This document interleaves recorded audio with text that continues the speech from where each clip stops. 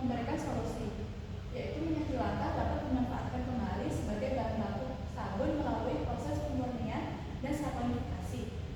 Pemurnian diperlukan untuk menurunkan kadar asam lemak bebas, memperbaiki warna, dan menghilangkan bau agar minyak layak disabunkan. Karbon aktif dari tempurung kelapa digunakan sebagai absorben karena memiliki daya serap tinggi terhadap pengotor sekaligus meningkatkan nilai guna limbah tempurung kelapa. Pemanfaatan minyak hasil pemurnian ini diharapkan menghasilkan sabun yang stabil, aman digunakan, serta ramah lingkungan. Selanjutnya ada rumusan masalah. Di sini ada 4. Yang pertama yaitu bagaimana proses pemurnian minyak jelantah menggunakan karbon aktif tempurung kelapa dapat meningkatkan kualitas minyak ditinjau dari perubahan warna, bau, dan parameter kimia. Yang kedua, sejauh mana efektivitas karbon aktif tempurung kelapa dalam menurunkan kadar asam lemak bebas atau FSA dan senyawa oksidasi pada minyak jelantah. Yang ketiga, bagaimana pengaruh penggunaan minyak jelantah terpurifikasi terhadap kualitas sabun padat yang dihasilkan melalui proses saponifikasi. Dan yang keempat, apakah sabun padat yang dibuat dari minyak jelantah hasil pemurnian memiliki karakteristik dasar sabun seperti kekerasan, busa, dan stabilitas. Selanjutnya ada tujuan dari penelitian. Yang pertama, mengetahui efektivitas karbon aktif tempurung kelapa dalam pemurnian minyak jelantah melalui proses absorpsi. Yang kedua, mengkaji perubahan sifat fisik dan kimia minyak jelantah setelah proses pemurnian menggunakan karbon aktif. Yang ketiga, mengolah minyak jelantah terpurifikasi menjadi sabun padat melalui proses saponifikasi. Yang keempat, menganalisis kualitas sabun padat yang dihasilkan sebagai bentuk pemanfaatan minyak jelantah yang telah dimurnikan. Dan yang kelima, membuktikan bahwa pemurnian minyak jelantah menggunakan karbon aktif tempurung kelapa dapat menghasilkan sabun padat dengan mutu yang memenuhi standar dasar. Selanjutnya ada hipotesis. Yang pertama ini, karbon aktif tempurung kelapa berpengaruh signifikan dalam menurunkan kadar kotoran dan meningkatkan kejenuhan minyak jelantah melalui proses absorpsi. Selanjutnya yang kedua, terdapat perubahan sifat fisik dan kimia minyak jelantah seperti warna, bau, asam, lemak bebas, dan kadar air setelah proses pemurnian menggunakan karbon aktif. Selanjutnya yang ketiga, minyak jelantah yang telah dimurnikan menggunakan karbon aktif mampu diproses menjadi sabun padat melalui reaksi saponifikasi dengan hasil yang stabil. Yang keempat, sabun padat yang dihasilkan dari minyak jelantah terpurifikasi memiliki kualitas fisik dan kimia yang lebih baik dibandingkan sabun yang dibuat dari minyak jelantah tanpa proses pemurnian. Dan yang kelima, pemurnian minyak jelantah menggunakan karbon aktif tempurung kelapa menghasilkan sabun padat dengan mutu yang memenuhi standar dasar sabun padat, misalnya kekerasan, pH, busa, dan stabilitas. Selanjutnya ada laba kedua yaitu tinjauan pustaka. Di sini kami membahas karbon aktif. Jadi karbon aktif ini material karbon berpori dengan luas permukaan sangat besar dan dominasi mikropori. Selanjutnya tersusun dari struktur aromatik amod mirip lembaran grafit. Karbon aktif ini memiliki kadar abu rendah, kekuatan mekanik tinggi, dan stabil secara thermal. Mengandung gugus fungsi permukaan seperti NOH, C-0, COOH, dan O. Gugus fungsi ini menentukan sifat kimia seperti keasaman atau polaritas dan meningkatkan kemampuan absorpsi terhadap molekul organik maupun anorganik. Selanjutnya ada minyak jelantah. Jadi minyak goreng yang digunakan ini lebih dari 3 kali penggorengan. Selanjutnya pemanasan berulang pada 170 hingga 200 derajat Celcius. Ini memicu perubahan komposisi kimia. Awalnya tersusun dari trigliserida, ester gliserol, ditambah asam lemak. Penggunaan berulang ini menyebabkan hidrolisis, oksidasi, dan polimerisasi. Dampaknya yaitu angka peroksida meningkat, warna lebih gelap, minyak mengental, muncul busa dan bau pening. Nah, ini terjadi penurunan polaritas akibat pembentukan senyawa degradasi yang mengubah sifat kimia dan fisiknya. Selanjutnya sabun padat. Jadi sabun padat ini selanjutnya sabun padat. Sabun padat ini isinya garam alkali dari asam lemak panjang dihasilkan melalui reaksi saponifikasi trigliserida dengan basa kuat yaitu NaOH atau AH. Berfungsi sebagai surfaktan anion yang menurunkan tekanan permukaan air dan membantu emulsifikasi serta pengangkatan kotoran atau lemak. Sabun dapat dibuat dari minyak nabati maupun minyak jelantah sebagai upaya produk hijau dan daur ulang.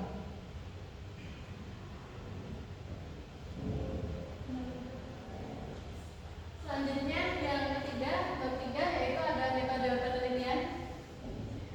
Yang pertama yaitu ada alat dan bahan. Untuk alatnya ada oven pengering, furnace atau tanduk pemanas, hot plate magnetic stirrer, ayakan standar ukuran 60 hingga 100 mesh, mortar dan pestle, gelas beker dengan ukuran 50, 100, 250 dan 500 ml, gelas ukur, pipet volume, buret, corong Buchner dan pompa vakum, kertas saring, termometer, pH meter atau kertas pH, timbangan analitik serta cetakan sabun.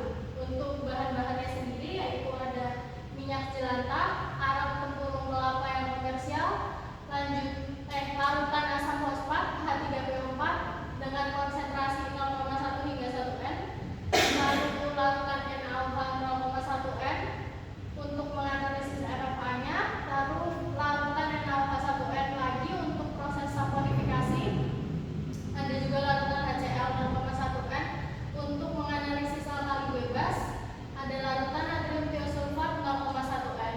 Lalu ada kalium iodida, indikator phenolphthalein, etanol 95% dan aqueous. Yang pertama kita menggunakan oven. Di dalam oven ini ada bagian-bagian penting. Yang pertama itu termostat. Termostatnya itu berfungsi untuk mengatur dan menjaga suhu sesuai yang kita inginkan selama proses pemanasan.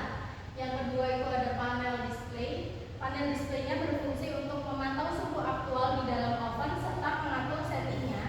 Yang ketiga itu ada door locking control. Itu pengunci pintu yang memastikan oven tetap tertutup rapat agar panas tidak keluar dan proses pengeringan berlangsung stabil. Selanjutnya terdapat shelves atau rak yang digunakan untuk menempatkan sampel agar pemanas berlangsung merata. Secara keseluruhan, oven ini bekerja dengan memanaskan ruang tertutup pada suhu tertentu sehingga sampel dapat dikeringkan, dikuapkan atau dipanaskan secara konsisten. Mekanisme kerja alat yang kedua yaitu ada magnetic stirrer. Untuk bagian-bagiannya dari magnetic stirrer ini yang atas ada heating plate. Heating plate ini permukaan pemanas yang berfungsi untuk memanaskan larutan selama proses pengadukan. Kemudian terdapat power switch. Power switch ini sebagai tombol untuk menyalakan dan mematikan alat. Di sampingnya ada support stand. Support stand ini tempat untuk memasang buret atau sensor jika dibutuhkan. Selanjutnya ada di bagian depan yaitu panel display yang menampilkan suhu dan kecepatan pengadukan. Lalu ada string mode yaitu tombol atau pengaturan untuk mengaktifkan fungsi pengadukan secara magnetik menggunakan stirred bar di dalam benjernya. Yang lain secara keseluruhannya magnetic stirrer ini bekerja dengan menggerakkan stirred bar secara magnetik sambil memanaskan larutan sehingga proses pencampuran menjadi lebih homogen dan efisien. Untuk variabel penelitian yang kita lakukan besok, yang pertama ada variabel bebas. Variabel bebasnya itu aktivasi karbon aktif dengan konsentrasi H3PO4-nya dalam kurun 10 hingga 50%. Yang kedua untuk pemurnian minyak jelantah, massa karbon aktifnya itu dalam kurun 2 sampai 10%. Yang ketiga pembuatan sabun untuk konsentrasi NaOH-nya dalam kurun 25 hingga 40%.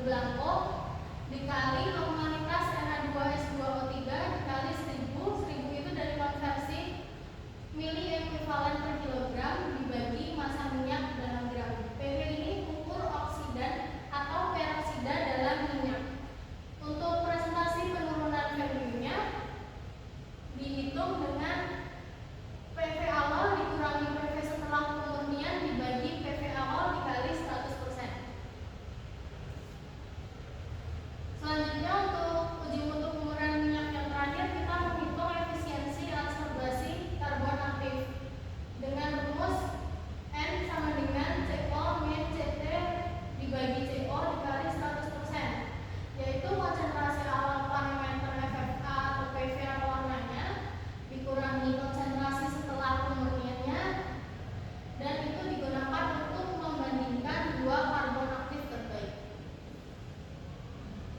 Selanjutnya untuk analisis mutu sabun, kita menggunakan parameter uji mutu yaitu pH sabun. pH sabun ini diukur langsung dengan cara melakukan 1 gram sabun dalam 10 ml Aquades dan membaca pH menggunakan pH meter atau kertas pH. Untuk standar sabun padat sesuai SNI yaitu di pH 9 sampai 11. Selanjutnya itu ada kadar air, sama seperti yang tadi, W1 dikurang W2 dibagi W1, massa sabun sebelum pengeringan kurang massa sabun setelah oven dibagi massa sabun sebelum pengeringan dikali 100%. Untuk moisture tinggi itu sabunnya dapat dilihat mudah berbaik. Selanjutnya kita juga hitung HCA dalam persen dengan rumus volume HCl untuk filtrasi dikali normalitas HCA dikali 40 yaitu bobot ekuivalen NaOH dibagi